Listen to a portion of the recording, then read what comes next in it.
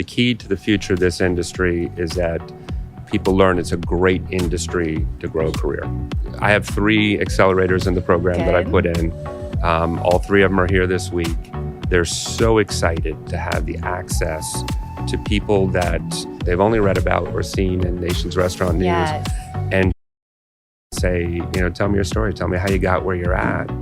Welcome to the Prosper Brief. Today we're joined by Michael Beacham of California Pizza Kitchen, whose journey from housekeeping to leading global hospitality brands highlights the power of empathy and resilience. Let's dive into his insights on leadership and fostering a culture of.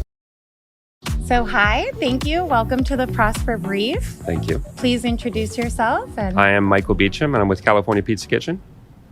Awesome. And I'm Justine Malama. We're obviously so grateful to have you here. We really want to hear your overall story, your journey into food service hospitality. Much different than many people in this room, That's what it where sounds like. I had no intention of ever going into hospitality. Okay. And I was in military academy. My alumni sponsor was a guy who, to me, was just some nice older gentleman that would take me to dinner once to me about leadership. And his name was Bill Tiefel. He was the CEO of Marriott. Okay. And so I went off to college and was off to the Army and was going to have a military career. And I started looking for a job during the summer. Okay. And got wind of that. And he said, no, if you're going to work in the hotel business, you have to work at Marriott. Okay. So I thought I was going to be in the front office with a suit and all that because I knew the CEO. And he sent me to the LaGuardia Marriott to be in the housekeeping department. Oh. It was the first hotel for Marriott that would have ever gone union. Okay. 9 hours a day. Didn't leave the hotel for months. I pulled my own tooth because I didn't have time to go to the dentist. No. And Stop. I managed the department during the day, and I'd clean 10 rooms at night because I didn't have enough staff. But I learned very quickly. I think I had 20 different working in that housekeeping department. That's incredible. That if you wanted to succeed, you needed to get the team to understand that you cared. Okay. You knew who they were, and you understood their cultures and who their children were, and what the challenges they had. And that's amazing. From that point on, I've never left the hospitality industry. Okay. Recipe, something you carry with you today? I hope so. Yeah. I'm very fortunate that every company I've been at, I have some of the same team members that follow me from company to company. So good. Either I owe them money or I'm doing something right and making them understand that I care. Okay, that's. And now you said your mom, because both your parents were not in hospitality. No. So was we did your have a family mom... restaurant. My uncles did. Okay, they did. Yeah. Because I feel like on stage, or when we were in the accelerator program, everyone was like, yeah, if you went home and told your parents you're going to be in hospitality or in the food service restaurant, no, you're just going to be bussing tables. Did your mom have any particular response, or she was just happy you're making money? Just happy that I was out doing something. And, my family came over from Italy in the 40s. Okay. And opened up a wine store and a restaurant, and didn't get a liquor license as an Italian back then. Okay. So they had to change their name. Okay. So that family restaurant is no longer there, but the wine store is now 84 years in operation. My cousins operated in New Jersey. So incredible. Yep. Little taste of it, but no, I had no intention of being in this industry. Yeah. And once you're in, and it's either in your blood or you're not. Yeah. And if you're not, every time you leave, you end up coming back. Yes. Okay. So I actually was in software sales for 11 years. So I just joined Prosper end of February. Obviously grew up, my dad's David Job. Grew up going to restaurant leadership conference, grew up in it. Your dad's an icon, so that's why I've known your dad for a very long time. I know, everyone's like, why did it take you so long? And now obviously being here, you're just like, you definitely get sucked in. It's such a environment as far as the relationships. I think something else I've noticed is as much as there's hierarchy, it feels very welcoming and not intimidating. Like getting this opportunity to speak with you. I just feel like in the tech industry, that wasn't as prevalent. And I just think that I get this opportunity and that everyone's here today, like willing to bring up the next generation. So speaking on that, what are your thoughts on Accelerator and or motivating the next generation? I think it's fantastic. The key to the future of this industry is that people industry to grow a career. I have 3 accelerators in the program that I put in. All 3 of them are here this week. They're so excited to have the access to people that they've only read about or seen in Nation's Restaurant News. Yes. And say, tell me your story. Tell me how you got where you're at. And there is absolutely no limits in this industry. If you work hard and you care and you take care of your people and you invest in them, they boost you up and you're going to continue to achieve different heights.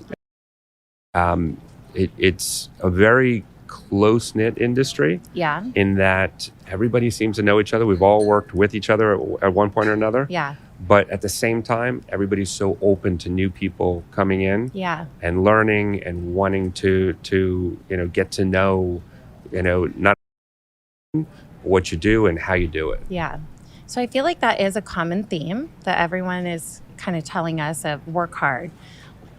With different generations, different ideas of working hard means. Like, what would you say that means? What does it mean for today versus you growing up in the industry, like 16 hours? What would you say to someone as far as like what that actually means? I mean, a lot of things have changed since then. Yes. So, there's the work hard, work smart balance as well. Good. It is still a hardworking industry. It is. You'll hear it over and over again that, if you find something you love, you'll never work another day in your life. Yeah. And if you're passionate about it, you're coming in and you're surrounded by your work family and you're excited. I'm very fortunate that I have my whole family here on this trip. A lot of my conferences, I get to bring my family, or they're in the restaurants, but all of the rest of the friends that I've built in this industry are also my family. So if you ask me how many hours a week I work, I couldn't tell you because I don't feel like I'm working. No, it's actually so interesting because, again, coming from tech, I feel like I had great boundaries.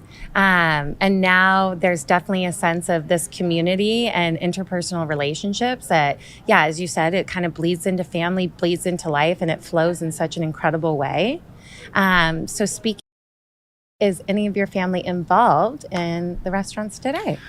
So I had a short stint where I went and invested in a very large restaurant, 25,000 square foot. Wow. Performance hall, live dinner theater, and kids were in their teenage years, so they got to work there. Then when I went to run Reef, my son came, worked for us, and went and opened up the Dubai market at 18 years old. Wow. So he has the bug.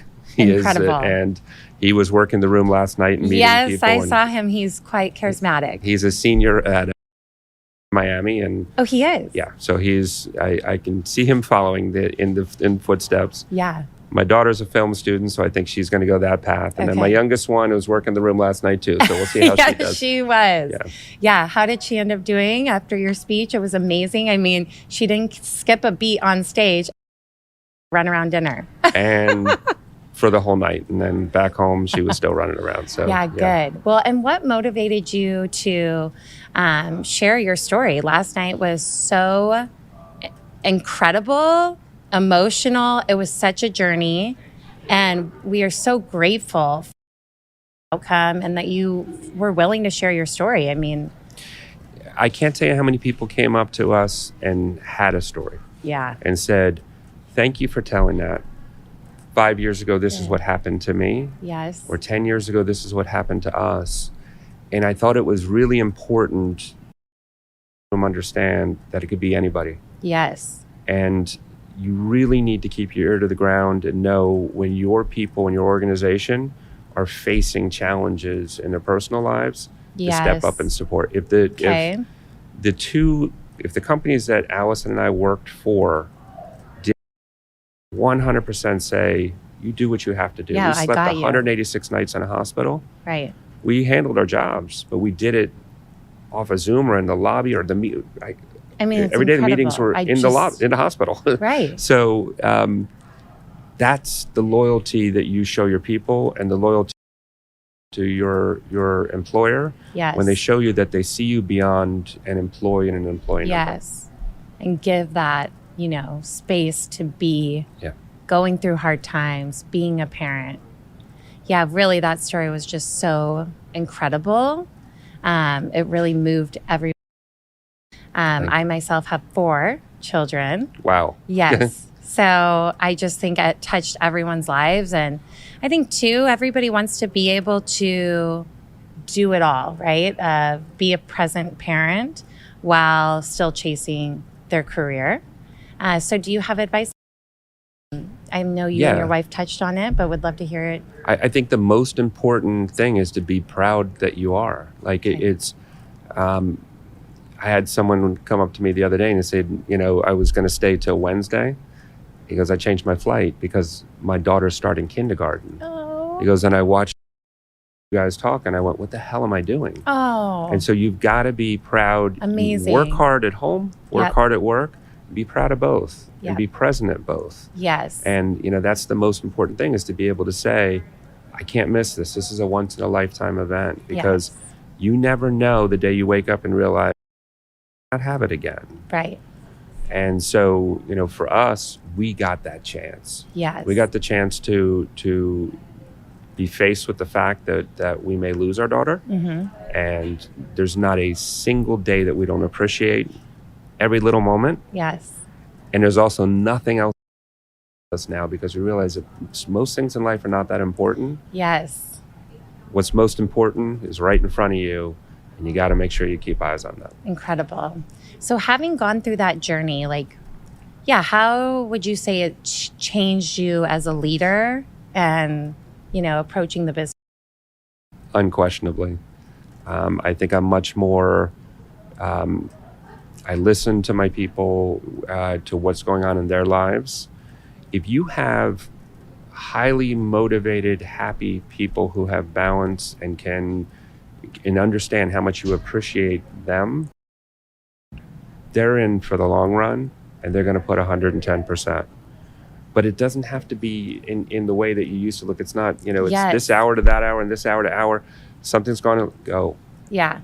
So, it's whenever I have any of our business functions, and it's not bring 10 of work people and having a dinner, it's bring your spouses. Yeah. Get each other to know each other, because you work so hard so many hours. Yes. They have to know why and who you're with and what you're doing, and appreciate that you're part of something bigger. You're part of a team that cares about each other, that loves each other, and wants to support and grow together. Right. Incredible. And I think also when people feel that from their leader, they feel safe, right? They feel they can be open. I know for myself, being in tech, when so my husband's in medical sales, I was in software sales, and it felt like our 4th kid, the detriment to our career. We're being in the hospitality industry. It's like, yes, us too. Bring the kids, bring the family. How can we help? So it's just incredible to blur those lines and enjoy doing it. You've got to laugh at yourself. You've got to not try to play an image or role of something that you're not. Just work hard, care about people, do the right thing, and everything works out. Yeah. And that's part of it's humility, and it's vulnerability, and it's about understanding that people aren't looking at you like you're rock, that you're stoic and always pushing. Everybody has what they have going on in their life. Yeah. And the more you share that's okay, and the more people are willing to step in and support you and boost you up, and then you bring them up with you. Yeah. And speaking with your daughter, how did you feel supported by your CPK family? Like anything else specific aside from being able to work from the hospital? I was at Earl at the time, which I'm on the Earl's board. Okay. So My apologies. they, they were phenomenal. Robert Earl is actually Maddie's godfather. Oh, So, but incredible. there was Robert, who is a phenomenal leader, and he's tough. He is an industry icon, but looked at me and said, "You do what you.